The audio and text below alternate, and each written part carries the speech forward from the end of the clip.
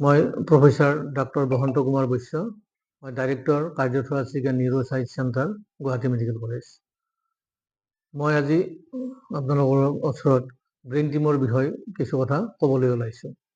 Brain tumour বুলি ক'লেই সাধাৰণতে আমাৰ মনত এটা ভয়াৱহ শব্দ মনত ভাহি আহে যে ব্ৰেইন টিউমাৰ মানে আৰু কেঞ্চাৰ, আৰু এইটো কেঞ্চাৰ যদি হয় মানুহৰ শৰীৰত তেতিয়াহ'লে ইয়াৰ পৰা ৰক্ষা পোৱাটো সম্ভৱ নহয়।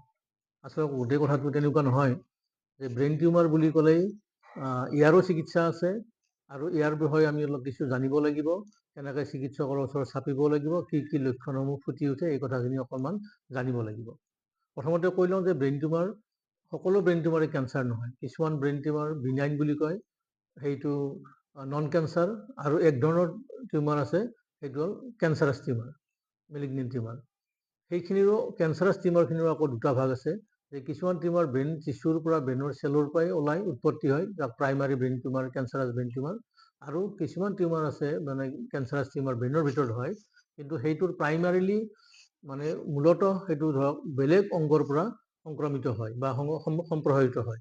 যেনেকৈ লিভাৰত হ'ব পাৰে প্ৰাইমাৰী লিভাৰ টিউমাৰ, বা কিডনীত হ'ব লাগে ৰেনেল কাৰ্চিনোমা, এইবিলাক মেটাষ্টেচিছ হয়, তাৰমানে এইটো সম্প্ৰসাৰিত হয় ব্ৰেইনলৈ। সেইটো এক ধৰণৰ টিউমাৰ।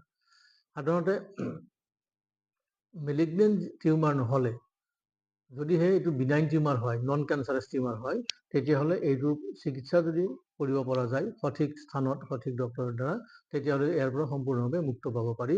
আৰু এইটোৰ পৰা পিছত ৰিকাৰেঞ্চ হোৱাৰো, বিনাইন টিউমাৰ, চব বিনাইন টিউমাৰে ৰিকাৰেঞ্চ হোৱাৰ সংখ্যাটো অতি কম।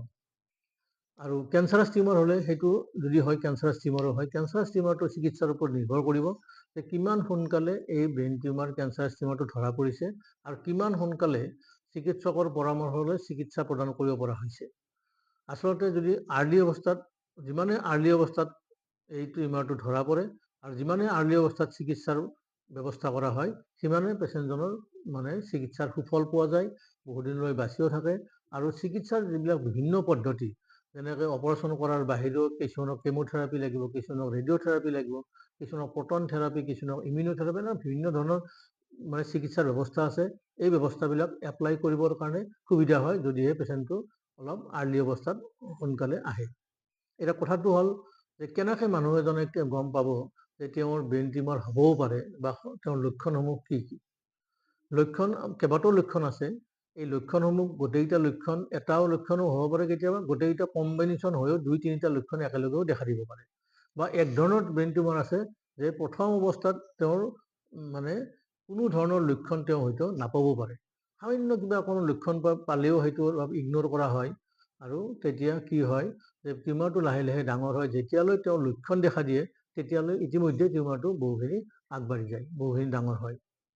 সেই গতিকে কোৱা হয় যে ব্ৰেইন টিউমাৰটো যদিও লক্ষণবিলাক আমি আলোচনা কৰোঁ, তথাপিতো ইয়াক কিন্তু লক্ষণৰ ওপৰত ভিত্তি কৰি ব্ৰেইন টিউমাৰটো ধৰা পেলোৱা বা কিমানখিনি ডাঙৰ হৈছে কোৱাটো এইটো খুবেই টান। তথাপিতো কিছু লক্ষণৰ কথা আমি আলোচনা কৰিব লাগিব। যেনেকৈ প্ৰথম লক্ষণটো হৈছে যে মূৰৰ বিষ।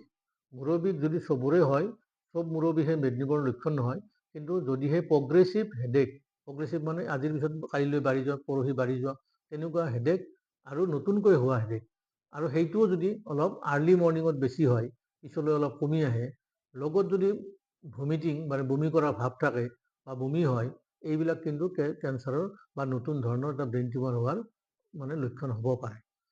তাৰ বাহিৰে আমি চিজাৰ বুলি কওঁ, চিজাৰ মানে মৃগী সদৃশ ৰোগৰ যদি ধৰা পৰে, কোনোদিন নোহোৱা মানুহ এজনৰ হঠাৎ চিজাৰ হৈছে, বা তেওঁৰ মৃগী সদৃশ, মৃগীৰ নিচিনা লক্ষণ দেখা দিছে, তেতিয়া এইটো এটা ছাছপিচিয়াছ কথা হয়, মানে সন্দেহজনক কথা এটা হয়।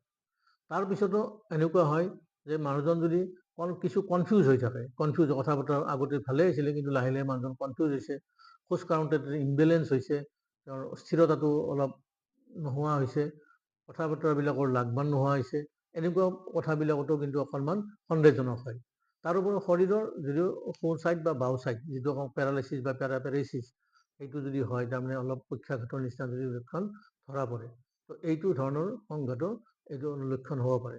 তাৰোপৰি বিভিন্ন ধৰণৰ চকুৰ দেখা নোপোৱা সমস্যা, বা এটা মানে চকুৰে কেতিয়াবা দুটা দেখা, সেইটো সমস্যা, কাণেৰে কম শুনা, উশাহ লোৱাৰ দিগদাৰী, খোজ কাটলত এই সমস্যাটো হোৱা, তাৰপিছত আপোনাৰ এনেকুৱা হয় যে টিউমাৰটো হোৱাৰ পিছত তেওঁৰ বিহেভিয়াৰেল যিটো ধৰক অকণ চাইক'লজিকেল বিহেভিয়াৰৰ নিচিনা হয়, বিহেভিয়াৰেল চেঞ্জ হোৱা, এনেকুৱা ভেৰাইটিজ লক্ষণ হয়তো দেখা দিব পাৰে। ইয়াৰ এটা লক্ষণো হ'ব পাৰে বা 2-3টা লক্ষণো একেলগে দেখা দিব পাৰে। এনেকুৱা যদি ঘটনা বা তেনেকুৱা পৰিঘটনা মানুহৰ জীৱনত এইটো সন্মুখীন হয়, তেতিয়াহ'লে পৰামৰ্শ এইটোৱে হয় যে অতি সোনকালে যিকোনো চিকিৎসক এজনৰ লগত চিকিৎসা কৰি তেওঁলোকৰ চিকিৎসাৰ মতে ইনভেষ্টিগেশ্যন কৰি সেইমতে আগবাঢ়িব লাগিব। ইনভেষ্টিগেশ্যনৰ ক্ষেত্ৰত আমি সকলোৱে গম পাওঁ যে প্ৰথম ইনভেষ্টিগেশ্যনটোৱে হৈছে যে চিটি স্কেন কৰা বা MRI, ব্ৰেইনৰ MRI কৰা। তাৰ ওপৰত ভিত্তি কৰি আকৌ এনজিঅ'গ্ৰাম লাগে নে পেট স্কেন লাগে নে কি লাগে সেইটো পিছৰ ষ্টেজত ধৰা পৰিব। এটা টেষ্ট কৰিয়ে হয়তো কেতিয়াবা ব্ৰেইন টিউমাৰ আমি ধৰা নপৰিবও পাৰে। সেইগতিকে ডক্তৰৰ লগত পৰামৰ্শ কৰি এপ্ৰপ্ৰিয়েট কি ইনভেষ্টিগেশ্যন কৰিলে এইটো আগবাঢ়িব পৰা যাব আৰু সেই ধৰণে আগবাঢ়িব লাগিব। আৰু গোটেই চিকিৎসাটো নিৰ্ভৰ কৰে মই উল্লেখ কৰাৰ নিচিনাকৈ যে কি ধৰণৰ টিউমাৰ হৈছে, কি লোকেশ্যনত টিউমাৰটো হৈছে আৰু কিমান সোনকালে ইয়াক চিকিৎসা প্ৰদান কৰিব পৰা হৈছে।